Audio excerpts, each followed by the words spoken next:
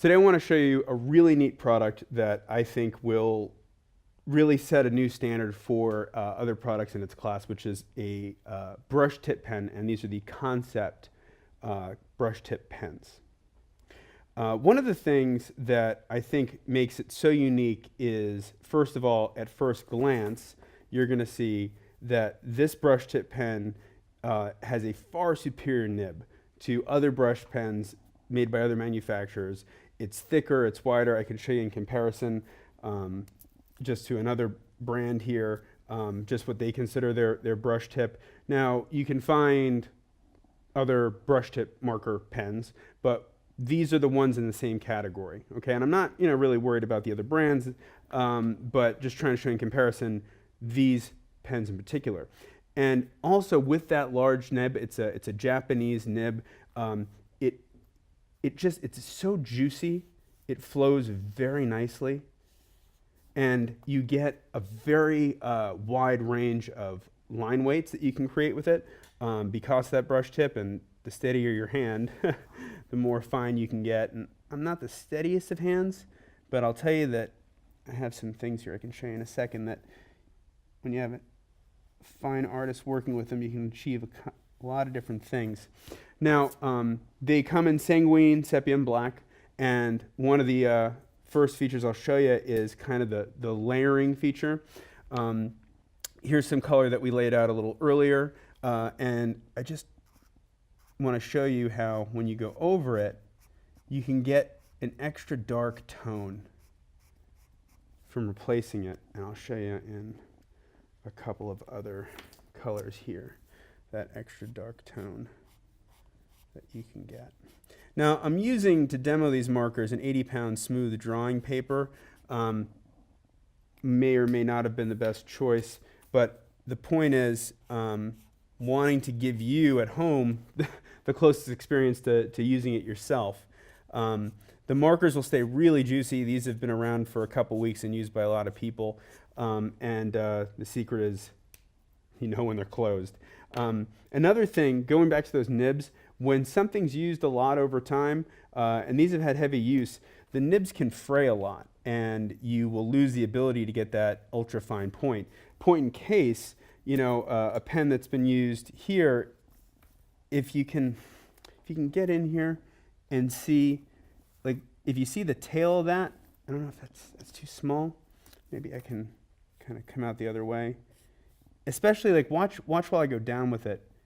It doesn't create that same kind of line that you can get because the nib is a higher quality, and that's very important. The ink is also a German ink in all colors.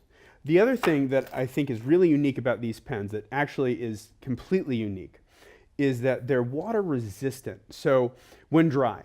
So that means that while they're wet, they're water soluble. So let me just give you an example of that, okay? I'm going to just lay down some fresh color here real quick. And while it's wet, show you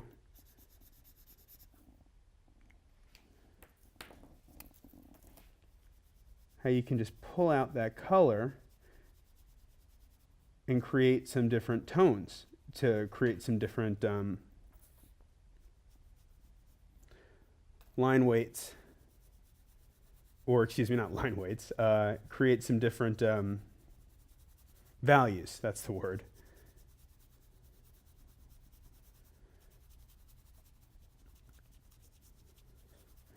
However, once they're dry, you actually, and I'll switch to something with some color here so you get an idea.